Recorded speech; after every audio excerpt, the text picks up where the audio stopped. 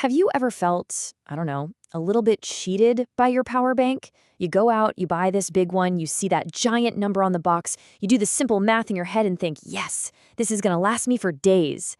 But it never really does it? Well, today we are going to solve that exact mystery. I mean, this is the classic super frustrating scenario, right? On paper, it seems so obvious. 20,000 divided by 5,000 should be 4 charges. Easy. But in the real world, you're lucky if you even get 2.5. So what's going on here?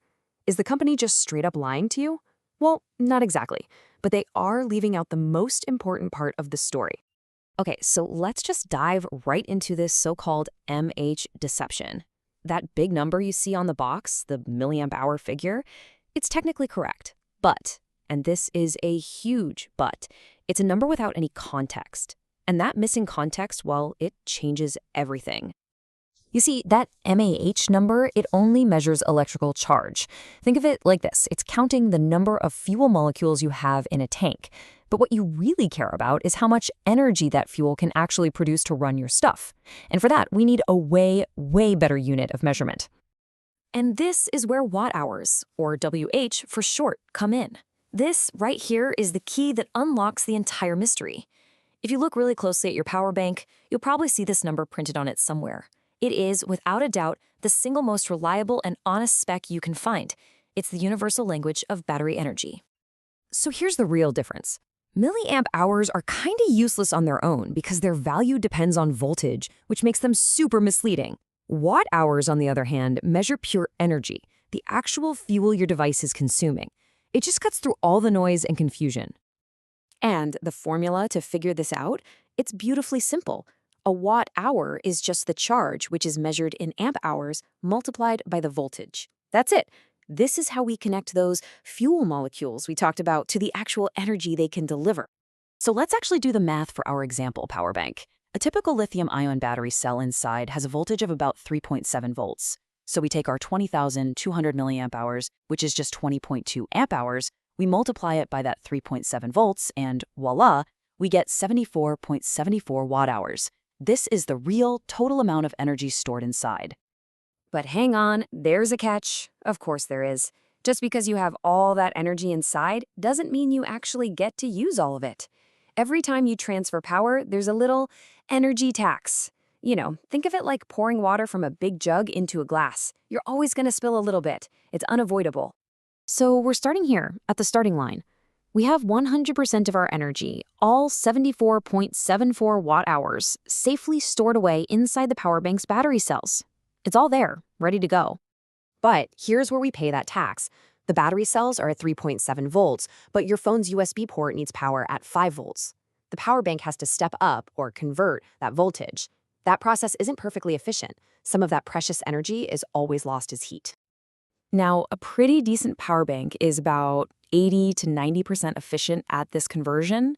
So let's just be realistic and say we only really get to use about 85% of that total energy we started with. All right, now we have all the pieces of the puzzle. We know the total energy, and we know all about the energy tax. So let's put it all together and finally calculate how many charges you are really going to get. And the calculation is super simple. Step 1, we start with our total energy, 74.74 watt hours. Step 2, we apply that 85% efficiency. That's our energy tax. And that leaves us with our actual usable energy in step 3, 63.53 watt hours. And this is the crucial point. Your 22,200 milliamp hour power bank doesn't have 74.74 watt hours of power for your phone. It really has 63.53. This is the number that actually matters. This is the true size of your fuel tank. Okay, time for the final showdown. Let's take a modern, power-hungry phone, and we need to figure out its battery capacity in watt hours too. For the sake of this example, let's just say this phone's battery is about 25 watt hours. And here it is, the final calculation. You take your usable 63.53 watt hours, and you divide it by the phone's 25 watt hour battery. And what do you get? About 2.5 full charges, not 4. And just like that, the mystery is solved. It all makes sense now.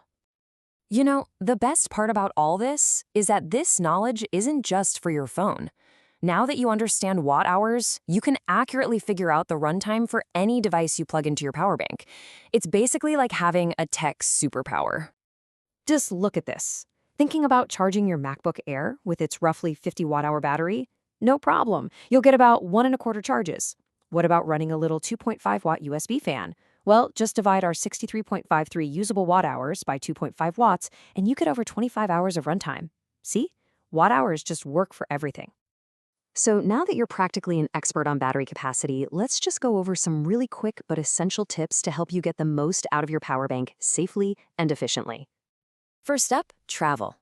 Our 74.74 watt-hour power bank is safely under the 100 WH airline carry-on limit, so you're good to fly. Next, cables. Always use high-quality cables. A cheap, bad one can waste energy and seriously slow down your charging. For battery health, try to avoid going from 0 to 100% all the time.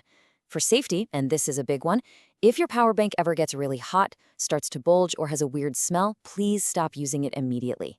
If you want to be a real nerd about it, a simple USB power meter can show you exactly how much energy is being delivered. And finally, if you ever see some crazy number like 202,000 milliamp hours on a tiny device, it's a typo or a scam. Always trust the watt-hour number. So there you have it. The secret was never in the milliamp hours, it was in the watt hours all along. This one simple shift gives you the power to see right past the marketing fluff and actually understand what you're buying. So I guess my question for you is, now that you know this, what other tech specs are you going to start looking at a little differently?